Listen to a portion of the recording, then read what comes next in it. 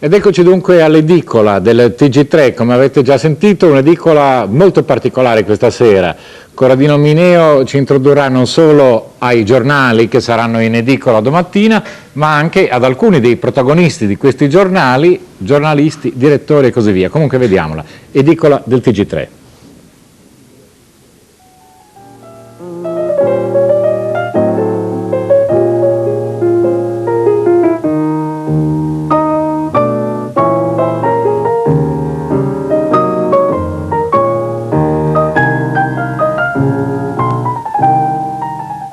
Buonasera, e dovrebbe essere ancora, perché l'ora è un po' tarda, nei nostri studi di Torino il direttore della Stampa Paolo Mieli, ma prima di dargli la parola vediamo il suo giornale, come La Stampa, dalle ultime notizie della pace dopo la guerra nel Golfo. Ecco, vediamo La Stampa, il titolo è Pace tra le rovine. Saddam accetta le condizioni di Bush, sottotitolo. E poi c'è proprio un editoriale, un fondo di Paolo Mieli intitolato Dopoguerra. Paolo Mieli ieri aveva spiegato le ragioni per le quali a suo giudizio bisognava andare avanti fino ad una chiara sconfitta di Saddam Hussein. Oggi Paolo Mieli scrive: il difficile viene adesso che il fronte dei vincitori deve saper dar prova di clemenza e di saggezza. Mieli, mi senti? Sì, io ecco, ti sento. Benissimo.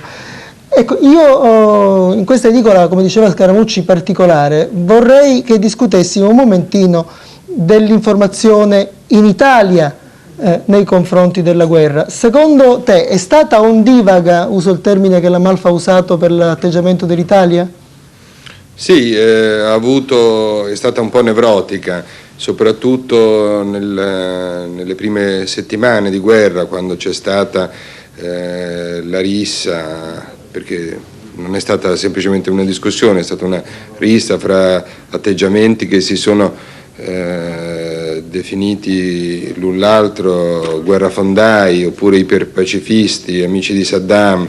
Insomma, in quel momento nella zona soprattutto dei commenti dei giornali c'è stata così una perdita di tranquillità. Poi mi sembra che invece nella seconda fase del conflitto, cioè passate le prime 2 settimane, sostanzialmente i primi 15-20 giorni, pur avendo mantenuto tutti i protagonisti, giornalisti o opinionisti o commentatori, le loro opinioni, avendole modificate di poco, però i toni sono stati più tranquilli, più calmi. E poi c'è stata la concitazione del lavoro in questi giorni, nel senso che... Ma c'è stata anche si è modificato in qualche misura il rapporto fra giornali scritti e televisione e radio?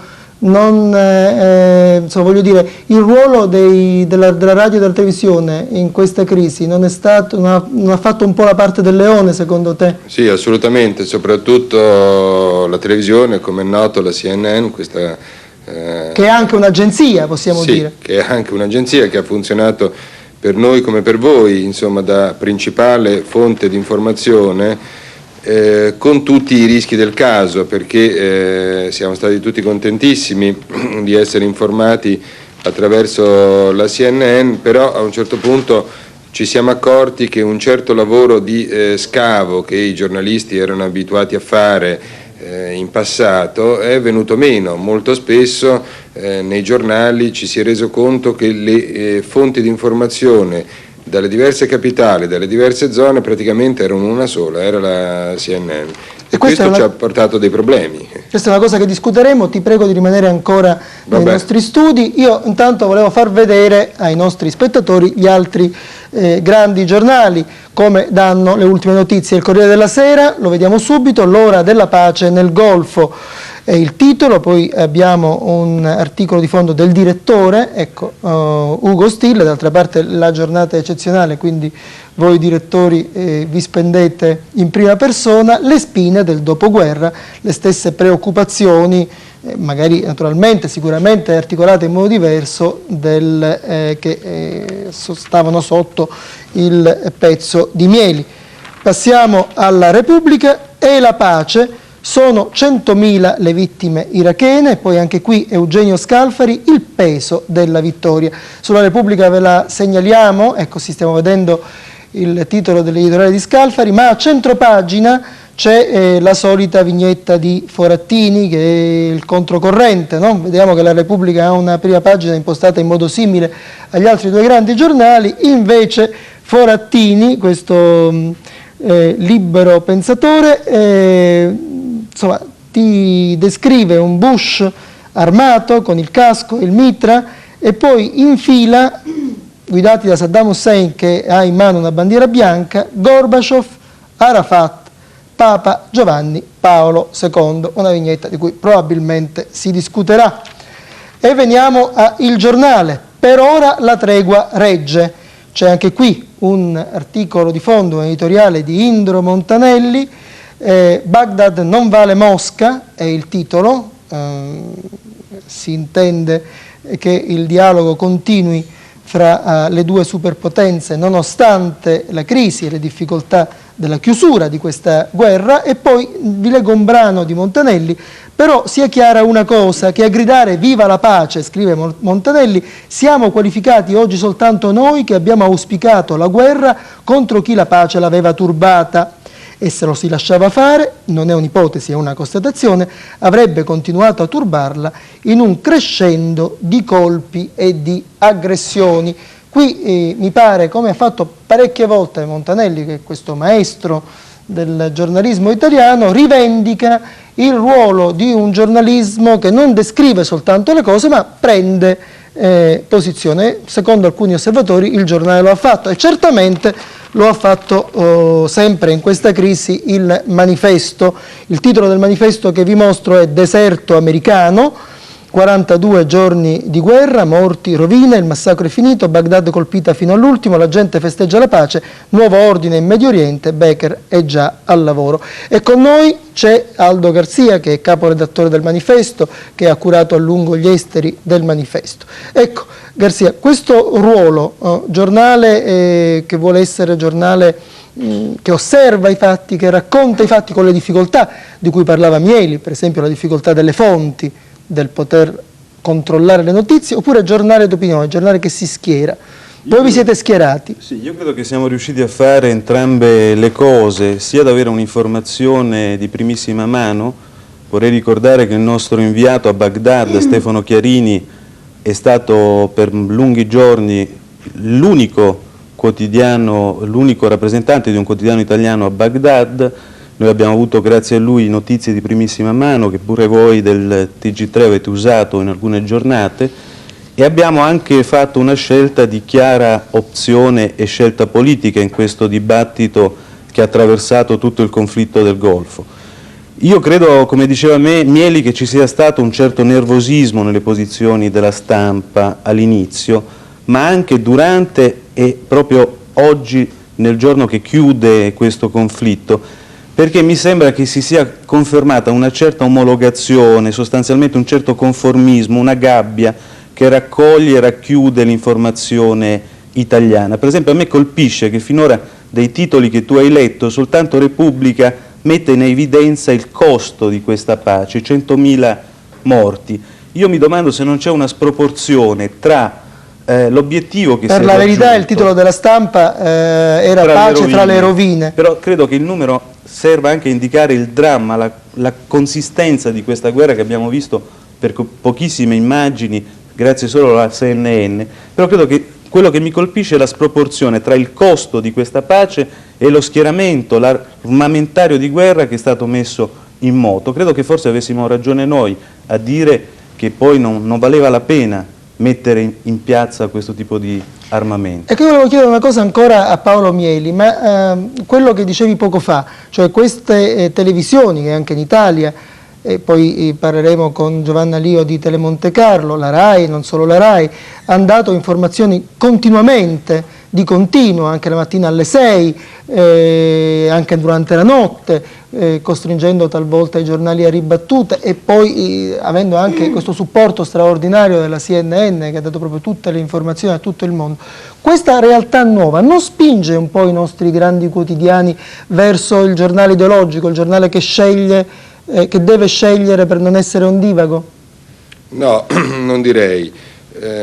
Ci spinge a delle riflessioni che sono cominciate dentro questa guerra e andranno avanti nei mesi e negli anni su come rimodulare la nostra professione di giornalisti. Però per quanto mi riguarda il mio giornale, pur avendo fatto una scelta abbastanza netta, noi non crediamo, almeno io non credo all'idea del giornale partigiano, ecco, per dire così. Un giornale può essere schierato, ma deve garantire che siano presenti al suo interno, abbiano la possibilità, l'opportunità di esprimersi anche posizioni in contrasto, anche in forte contrasto con quella che è la linea del giornale, e fare del suo centro l'informazione, nel senso che appunto, essendoci delle notizie uniformate, trovandoci in una situazione in cui le notizie vengono quasi da fonte unica, da un'unica super agenzia, allora noi più che prendere parte sempre più vivacemente, alzare la voce, darci da fare, quasi rimboccarci le maniche e menar fendenti, ecco, noi dobbiamo cercare gli angoli oscuri di queste vicende, andare a guardare là dove le telecamere non arrivano o le agenzie non arrivano, e c'è ancora un grande lavoro da fare in questo senso, c'è ancora un senso della professione di giornalista, della professione proprio di reporter, di scavatore, di ricavatore di notizie, che va al di là e che non deve confondersi con quella di chi ritiene solamente di argomentare o addirittura peggio di alzare la voce. Grazie Mieli. Io volevo chiedere a Giovanna Lio di Tele Monte Carlo, ecco, raccontiamo questa guerra vissuta dalle televisioni. Noi per esempio abbiamo avuto un problema, ed è quello di far raccontare ai nostri bravissimi, secondo me, inviati delle storie, anziché le notizie con la N maiuscola che arrivano, come diceva Paolo Mieli, da questa super agenzia. In parte crediamo di esserci riusciti. Come voi a Tele Monte Carlo avete vissuto questa guerra che vi ha visto fra l'altro protagonisti con uno sforzo molto grande?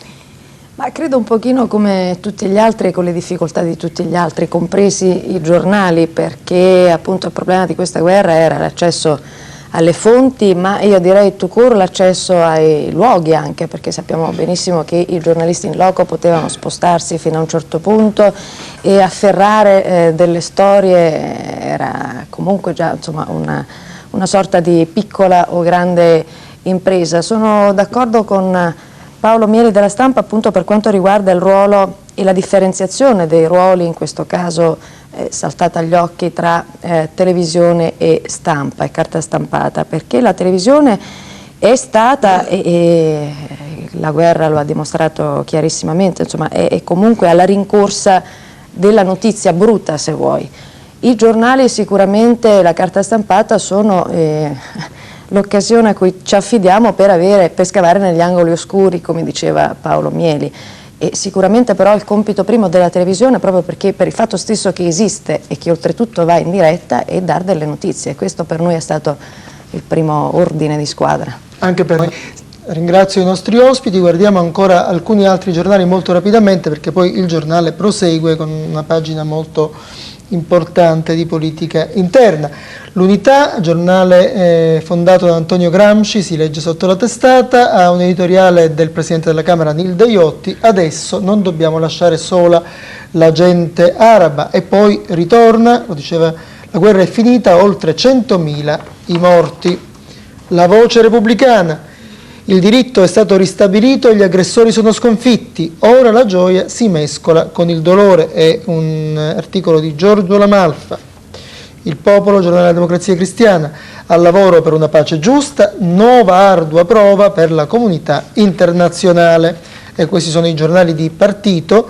L'Umanità è ora a costruire la pace, e poi c'è un articolo di fondo: guardare oltre gli orgogli di Stato. Infine l'Avanti: verso la pace, prevalso il diritto, ha vinto l'ONU.